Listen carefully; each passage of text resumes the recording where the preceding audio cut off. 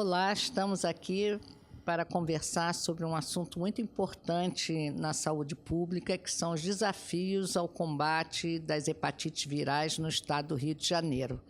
Temos 3 especialistas aqui nessa área e a gente vai falar um pouco sobre cada assunto. Primeiro eu apresento aqui a doutora Lia Lewis, ela é pesquisadora do Ambulatório de Hepatites Virais, que é uma referência do Ministério da Saúde aqui no Rio de Janeiro, da Fiocruz. E aí eu gostaria que ela falasse um pouco sobre a importância do pré-natal na transmissão vertical de hepatite B, que ela tem um ambulatório especializado, e gostaria que ela falasse um pouco da experiência. Bem, então, Clarice, eu acho que o que é importante, então, a gente já tem mais de 250 gestantes com hepatite B, por exemplo. Isso começou no final de 2016 e realmente muitos desafios, né? Eu acho que é muito importante essas testagem para hepatite B e C no pré-natal, mas não deixa só de ter desafios no pré-natal, mas também quando a gente está realizando acompanhamento. E eu acho que é o conhecimento. Então, esse desafio de, em pouco tempo, você passar as informações para convencer esse paciente gestante em especial a importância dessa infecção, não só durante a gestação, mas pós, eu acho que isso foi um grande desafio que a gente foi vencendo aos pouquinhos. E eu posso dizer que, hoje em dia, a gente tem mais ou menos 80% das nossas gestantes com hepatite B retornam. A gente tem umas perdas, sim, às vezes porque mudou de estado, de endereço, mas eu acho que em fazê-las conhecer a importância dessa infecção, eu acho que essa foi um passo assim, muito grande. Inclusive, não tivemos, até o momento, nenhuma gestante que tivesse evidência de transmissão vertical na nossa unidade. E para a hepatite C, eu acho, como não tem vacina, não tem imunoglobulina, a gente tem uma perda maior para as crianças expostas. E a gente está também tentando intensificar esse grupo, assim, de sensibilizar as gestantes, que é importante trazer essas crianças não só para o nosso ambulatório ou para a clínica da família, de fazer esse acompanhamento. Então, acho que é mais ou menos isso. Muito bem. É importante esse seu trabalho e também que isso se difunda, né, se descentralize para todas as unidades básicas, tanto da capital, do município, como o interior. A gente tem feito esse trabalho constantemente para alcançarmos essa eliminação. E a outra notícia que eu gostaria de te dar é que, a partir desse ano, já temos uma ficha de notificação de criança exposta tanto para hepatite B e C, o que deve diminuir as perdas, né? Agora eu queria apresentar a Girleide Oliveira, que é coordenadora de hepatites virais do município do Rio de Janeiro, e queria que ela falasse um pouco como está o acesso das populações vulneráveis à triagem, né, para diagnóstico de hepatite B e C. Boa tarde, Clarice. Então, é um desafio muito grande, né? A população vulnerável é um desafio muito grande, não só a população de situação de rua, né? Tem a prisional também, mas no município do Rio de Janeiro, a vulnerabilidade em si do território, ela é muito grande. Então, se tem essas peculiaridades. Mas, falando especificamente da população de situação em rua, né, e da atenção prisional, a gente conseguiu avançar bastante desde 2022. Atualmente, a gente tem 15 consultórios na rua, né, 15 equipes de consultório na rua, e com 22 equipes de atenção primária prisional. Isso a gente conseguiu melhorar. É um ótimo avanço mesmo. No entanto, se tem os desafios. Que são... Muito, que depende do território, da cena de uso. Algumas equipes conseguem levar em alguns territórios a testagem, né? Junto com a vacinação, oportunizando a vacinação, junto com a testagem, a gente consegue fazer isso, né? E a gente está começando agora, começou no ano passado, né? E, na verdade, no meado do ano passado, né, Paulo? E expandindo agora para a atenção primária prisional, a descentralização do cuidado em hepatite C. Porque é possível, né? Sim. Tratar e o remédio estar dentro das unidades, quer dizer, a linha de cuidado está completa dentro dessa população, né? E por incrível que pareça, são duas populações vulneráveis, mas com características totalmente diferentes. Totalmente diferente. A gente está com esse desafio, a gente espera até o final do ano a gente conseguir treinar e matriciar esses profissionais e tentar também colocar a vacinação, principalmente para hepatite B, na prisional. Porque completar o esquema, né? Tem muitas transferências, às vezes o privado de liberdade não fica naquela unidade tempo suficiente, mas a gente tem que coordenar essas informações, ver se a gente consegue, né, cobrir essa parte da vacinação e também detectar os casos, né? Eu queria fazer mais uma pergunta, que é, por exemplo, em relação aos CAPS e CAPS-AD, você consegue que as equipes façam o teste dentro desse equipamento? A gente está começando a sensibilizar os territórios, né? As coordenações de área, agora a gente está tendo um avanço com relação aos CAPS-ADs, com relação à testagem. A saúde mental, a Superintendência de Saúde Mental também abraçou essa ideia e a gente está começando a caminhar no município, porque se tem alguns legitimações, isso tudo para a gente poder fazer, entendeu? Tem que fazer uma coisa bem amarrada do ponto de vista normativo, mas, de outra forma, é uma população também que, pela característica, seja da doença mental, Exato. Seja do usuário de álcool e drogas, eles não procuram espontaneamente um cuidado numa unidade básica comum. Eu já tive essa observação. E eu acho que também é uma população vulnerável que precisa ser abordada do nosso ponto de vista de eliminação. Por isso a importância da equipe multiprofissional, que a gente está conseguindo fazer isso com o CAPS, né? Começando, né, a fazer isso com o CAPS e com as unidades de saúde da família. Bom, agora eu queria chamar a doutora Paula Dias, que é assessora da Girleide na Secretaria Municipal de Saúde na área das hepatites, né?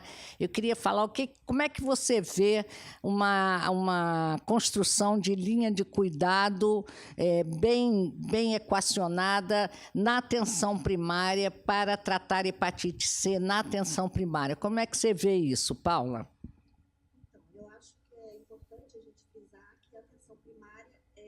A porta de entrada do usuário dentro da rede de atenção à saúde, né? E a atenção primária, no município do Rio de Janeiro, a gente tem uma cobertura bem ampla.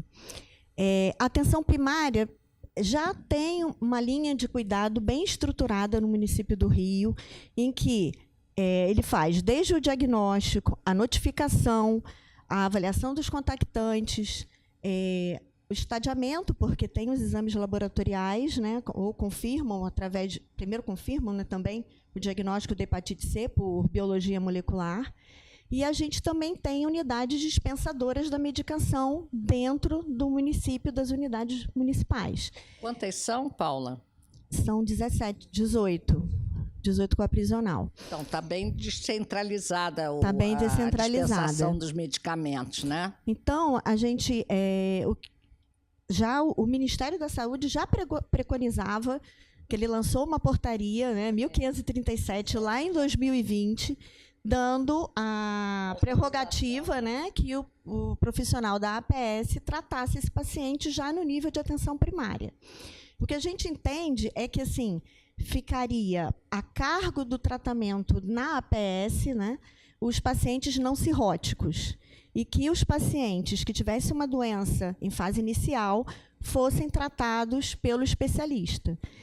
A gente tem até um ponto de corte, né, pelo índice que é capaz de qualquer profissional de saúde calcular, que é um o APRE, celular, né? Com aplicativo que calcula. Então, APRE menor que 1 seria, com certeza, não ter doença hepática avançada, e aí é realmente seguir o protocolo, né? E as últimas notas técnicas de tratamento. Mas você já vê isso como uma realidade no município do Rio? Sim, na verdade, a gente já começou um processo de descentralização, mas a gente iniciou pelas populações mais vulneráveis. O nosso projeto piloto foi com população em situação de rua. A gente treinou uma profissional, tanto na parte teórica, com material, com a parte prática também, e ela já começou a tratar, e já temos pacientes que terminaram o tratamento e que estão com resposta virológica sustentada. É importante frisar que, principalmente nessas populações vulneráveis, a adesão do paciente em situação de rua, né, que a gente coloca muito aqui, a adesão dele acaba sendo muito maior com o médico de consultório de rua, porque é muito difícil você pegar esse paciente, achá-lo no território, colocá-lo no transporte, levá-lo ao especialista. Então, assim, se ele não tem uma doença avançada, por que não tratar ao ambiente dele. dele. Eu tive essa experiência, né, lá no polo de hepatite do IASERJ, que é tratar alguns com o auxílio do consultório na rua. Não chegou a ser uma dose assistida, mas não se entregava assim os 28 comprimidos. Sim, então marcava um ponto de encontro a cada 3 dias. E eles guardam a medicação, porque aí eles podem ter o furto da medicação, e aí fica por conta do consultório de rua. É um desafio, mas vale a pena, porque se não houver essa abordagem, eles vão evoluir para doenças mais graves, né? E a outra coisa que eu queria ponderar é que, assim, se a gente consegue que um médico que cuida de população em situação de rua consegue tratar e curar, por que não a APS não consegue? Né? Porque é mais fácil localizar o paciente, ele às vezes está toda hora na unidade, então a gente vai aos poucos expandir também para a APS, né, esse treinamento para que eles possam tratar. E a outra coisa que a gente Mas você acha que tem adesão dos profissionais de saúde? Isso é aqui é um debate. A gente tem. Então a gente eu vejo tem, muito porque isso, a gente né? tem que cativar, né? Se a gente fala para eles, vocês já diagnosticam, vocês testam, vocês confirmam, vocês fazem os exames que estadiam, vocês notificam, vocês fazem a avaliação dos contactantes, vocês inserem no CISREG para ir para o especialista.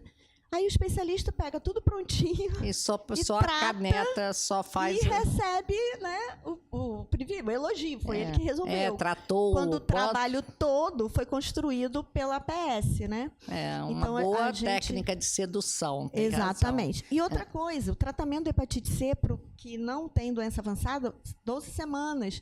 E ele não precisa fazer segmento de hepatocarcinoma. Então, é um paciente que ele vai dar alta. Né?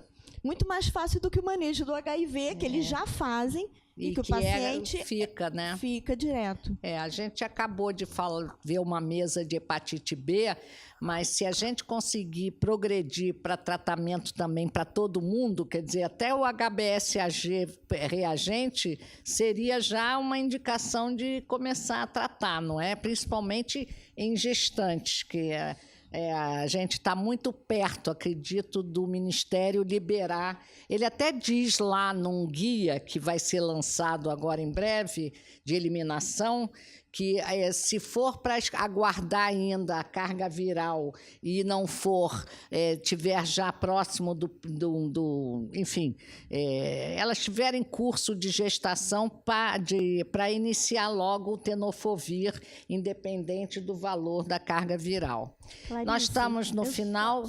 Só queria pontuar uma coisa.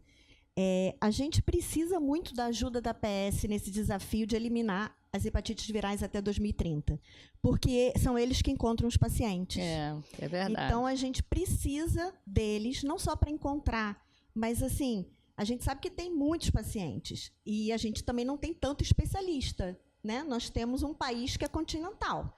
Então, se a gente reservar o especialista só para os casos avançados e todos esses com doença inicial ficarem na APS, a gente vai conseguir atingir esse desafio. Então, esse é o valor dessa linha de cuidado sempre bem organizada e estimulada, né? Estamos nos últimos segundos e eu queria dizer que a eliminação das hepatites virais é possível, vários países já conseguiram, e uma tecnologia que eu gostaria que nós nos aprofundássemos depois é da Point of Care, né? E já existe tecnologia para que a gente faça o teste rápido e a carga viral no mesmo momento e entregar o remédio na mesma hora. Esse é o mundo ideal, né?